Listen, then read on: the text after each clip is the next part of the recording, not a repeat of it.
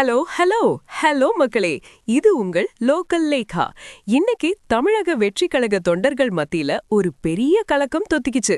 கரூர்ல நடந்த அந்த துரதிருஷ்டவசமான நெரிசல் சம்பவத்தை வச்சு இப்போ விஜயோட அரசியல் எதிர்காலத்தையே டெல்லி தீர்மானிக்க பாக்குது. பணிவாரா அல்லது துணிவாரா? இதுதான் இப்போ கோடிக்கணக்கான ரசிகர்களோட கேள்வி. இதோ அந்த 7 அதிரடி ரகசியங்கள். 1. 2026 சட்டமன்ற தேர்தல்ல தேசிய ஜனநாயக கூட்டணியில சேரணும்னு விஜய்க்கு டெல்லி மேலிடத்துல இருந்து ஒரு பவர்ஃபுல் மெசேஜ் போயிருக்கு. 2.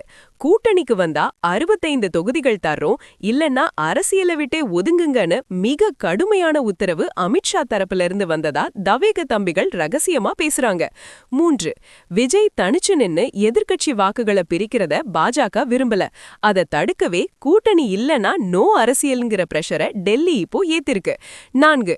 இந்த அழுத்தத்தோட ஒரு பகுதி தான் நாளைக்கு மார்ச் 10ல சிபிஐ அலுவலகத்துல ஆஜராக சொல்லி விஜய்க்கு வந்திருக்கிற அந்த சம்மன். 5.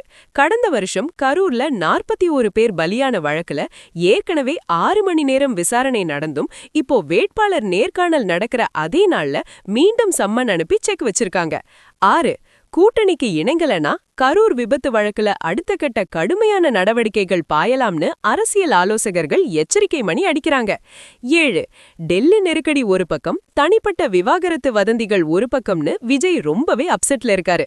ஆனா மார்ச் 10க்கு அப்புறம் அவர் எடுக்க போற முடிவு ஒரு மெகா புயலை கிளப்பும் பாஸ்.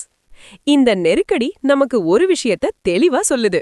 மாற்று அரசியல் பேசிக்கிட்டு வந்த விஜய்க்கு இப்போ தன்னோட கொள்கையா இல்ல அரசியல் பாதுகாப்பாங்கிற ஒரு பெரிய சோதனை வந்திருக்கு. விஜய் எதை தேர்ந்தெடுக்க போறாருன்னு பார்ப்போம். டெல்லி கொடுத்திருக்கிற இந்த டெட்லைனை பார்க்கும்போது நம்ம தளபதி விஜய் ஒரு படத்துல சொன்ன அந்த ஒரு மாஸ் டயலாக் தான் ஞாபகத்துக்கு வருது. எனக்கு தலைவன் யாரும் இல்ல, நான் தலைவனா இருக்கதான் வந்திருக்கேன். டெல்லி சம்மனை தூக்கி போட்டுட்டு நாளைக்கு வேட்பாளர் நேர்காணல்ல விஜய் காட்ட போற அந்த கெத்து தான் அவரோட உண்மையான பலம் பாஸ். விஜய் பாஜக கூட்டணியில சேர்ந்து 65 சீட்ல நிக்கணுமா இல்ல சிபிஐ வழக்கை எதிர்கொண்டு தனிச்சு நிக்கணுமா? நீங்க என்ன நினைக்கிறீங்க? கமெண்ட் பண்ணுங்க. தமிழகத்தின் அனல் பறக்கும் தேர்தல் செய்திகளுக்கு தொடர்ந்து இணைந்திருங்கள். ஸ்டே டியூன்ட் வித் பிராண்டி செய்திகள். Stay tuned. உண்மையை லவுடா சொல்வோம், குயிக்கா சொல்வோம். This is Local Lekha signing off. Keep watching. Bye bye. ஒரு விசில் போடுங்க பாஸ்.